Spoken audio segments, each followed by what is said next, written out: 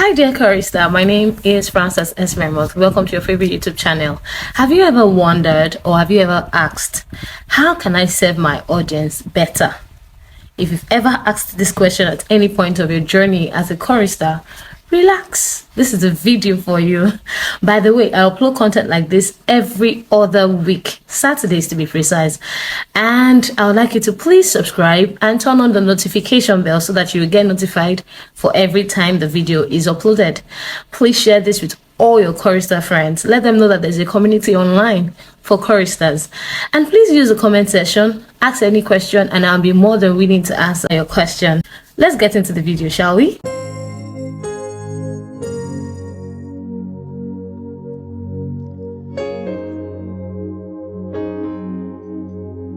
In today's video, we're discussing how can I serve my audience better. But I would like to say that for you to be able to serve your audience better, you must know who your audience is. It's just like the ushering department not knowing their function in the course of the service, and they are doing things just like every other person. You find that the purpose of instituting that department is defeated. Likewise, the choir. If your purpose is not understood, abuse is inevitable. Every unit in the church is solving a problem. Like every organization around the world, every organization is better to solve a problem. The church is there to solve a problem. And the various units in the church is there to solve a problem. Now, the day that unit stops solving the problem, you find insatisfaction in the audience. And as a result of their insatisfaction, they would come to a point where they are no longer interested in anything that you have to do. Now, for you to not bring them to that point, you need to ask yourself these following questions, because your failure to know or ask these questions and get answers would result in misplacement of priorities and, misuse of position. The reason why the choir is there is to ensure that there is unison in the place of worship, in the place of praise, and in the course of sound and music in every aspect of the service. You can't serve an audience you don't know. You have to know who you serve for you to effectively serve them. I'm sure you're wondering, how can I know my audience? Here are the questions you have to answer. First of all, what's their age range? Are they millennials? Are they Gen Zs? The list goes on and on and on. Secondly, what kind of songs do they listen to? What genre of songs? Hip hop, R&B, Afrobeats, all of those. You need to answer that. Number 3, are they multilingual? Do they speak English or they prefer traditional songs? You need to know all of these things. By the time you have settled all of this, you'll be able to know, okay, these are the songs that are fit for my audience, these are the songs that are not fit for my audience. Now, I'm not saying that at some point you'll not be able to gain their trust and confidence to introduce something new to them. But before you get to that point, you must know them. If you find out that, your audience, they are elderly people, you will know the kind of songs you have to sing to them. It's not going to be hip hop. Of course, by you knowing and paying attention to what they like, at some point you'll be able to introduce to them some new. I believe that survey is a good tool for you to get into the head of your audience. Having established all of this, now you can take these next steps. So number 1, always ask for feedback. After every service, walk up to members randomly and ask, what did you think about our worship today? What did you think about our praise today? How was the special administration? What was your high point? If given the power, what would you like to take away and why? Ensure that you ask these questions. Let them give you feedbacks. Do this as often as you can, and you see how better you can serve them. The next thing you have to do is ensure that you sing songs that they know and can connect with. How do you go about this? Because God created us to worship, it is important that all through the 7 days of the week we are found worshiping.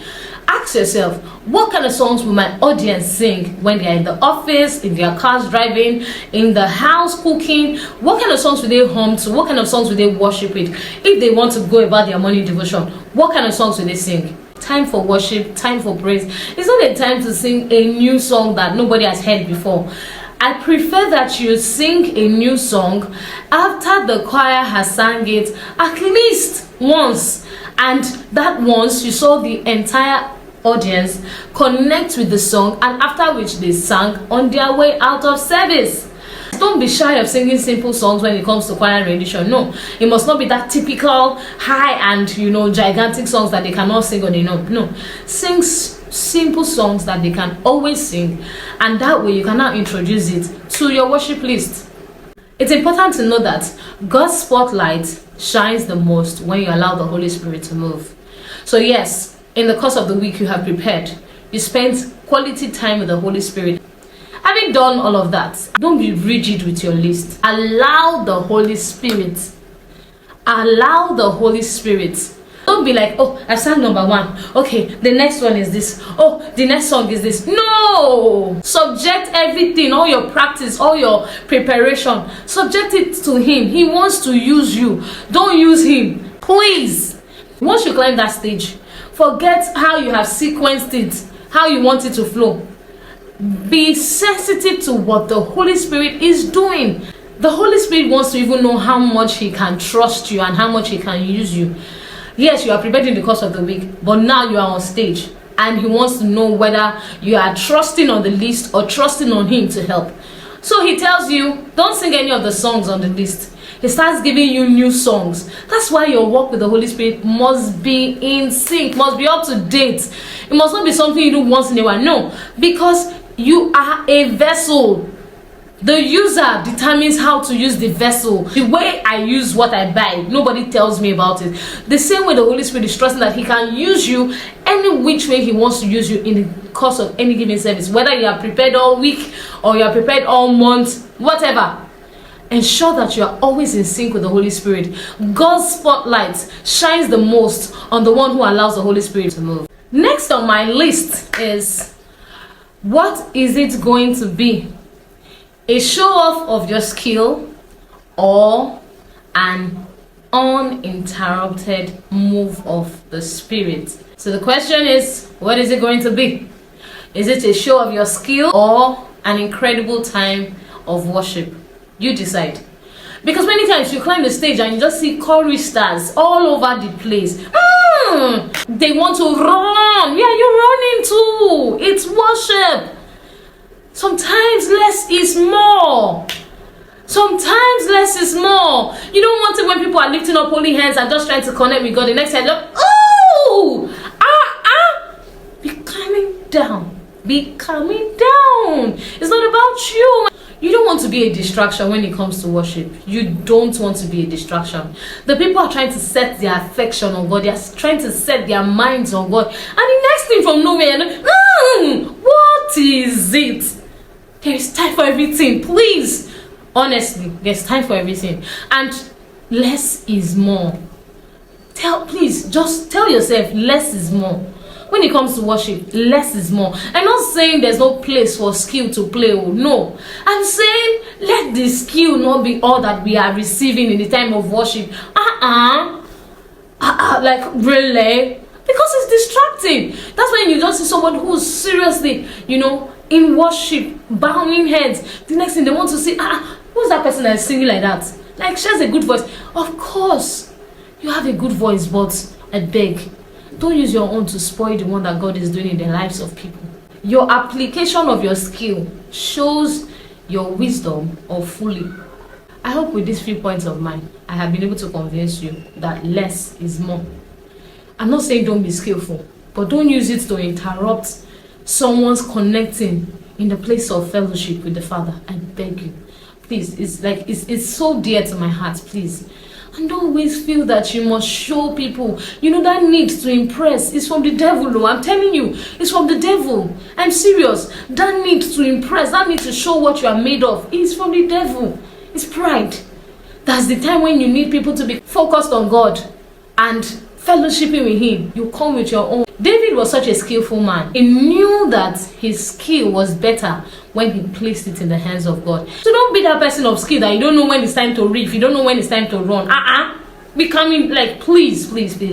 Don't make me lose my cool and quiet. Please, know when to riff, know when to run. It's so important. And less is more. If you have not heard it from anyone ever, less is more when it comes to worship. You are not the one they are here to see or celebrate or, hype. No, they're here to worship and connect with God. So allow them, please.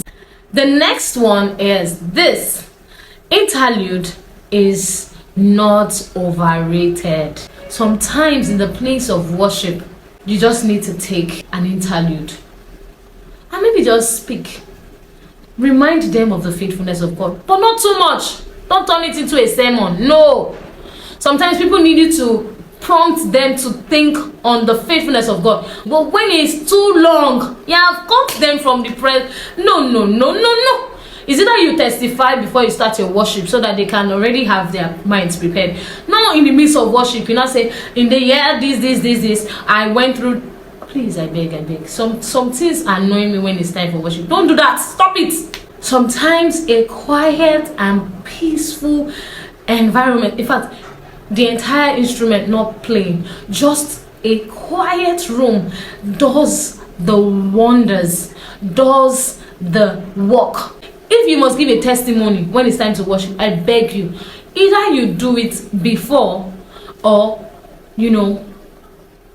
let's say be brief if you have to do it in the middle.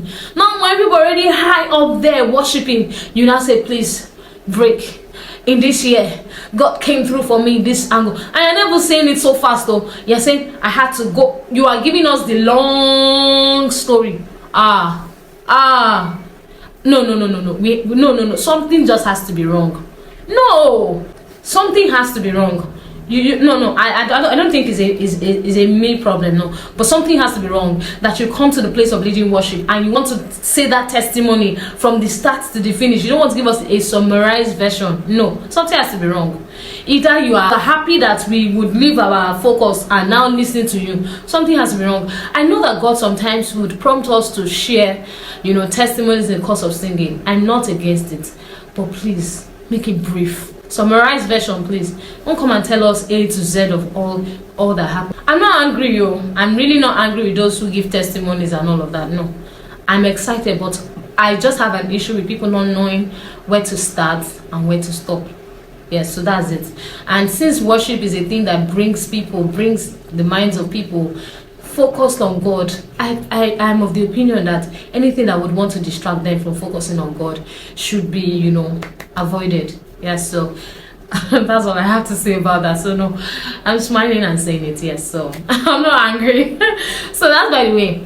The last but not the least, unfamiliar songs will always place a restraint on the worshippers in every given service. So ensure that on your list you have songs that are relatable and known to your audience. This way, everyone is on the same pace. Everyone is worshiping God. Nobody's looking at your lips to get the lyrics. Nobody's looking on the screen when they should be focused on God and involved in the worship. So don't go for unfamiliar songs. Let your list be filled with songs that your audience already know. Worship time is never a time to teach new songs. Never a time. Please stick to the ones we know. God can do miracles with the known. Leave that unknown that you think will pull the heavens down. Leave that unknown one that you think heaven will kiss earth with. No, sing that one that we know.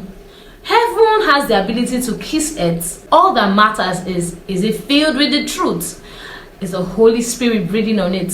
The Holy Spirit only breathes on it when it is filled with the truth. So it's not a matter of the song you sing.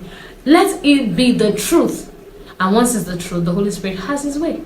So in a nutshell, you must know your audience. And having known your audience, you must apply what you know about them into every service as you lead them in praise and in worship. Wow, it's amazing that you have stayed up until now. I'm so excited. I'm sure you enjoyed this video. If you did, please leave a comment for me. Let me know the ones you have been doing in the past, what you plan on doing with the information you have gotten, and what other ones you want to contribute to this video. I'm willing to learn from you. I'll be looking forward to your comments. Please leave a like, because your like helps the algorithm pick this video and share to the audience that it will be helpful to. So always please like and as well share. Click the share button. Be a generous giver. I've invested time and energy to doing this. All you have to do is just share this with your audience, especially to those ones that are faulting in all of these things we have discussed. Yes, share to them. Share it with them. I'm sure they would appreciate you, even though they know that you are shading them, but they will appreciate you. Thank you so much for your support. I look forward to seeing you on the next video. Thanks for watching.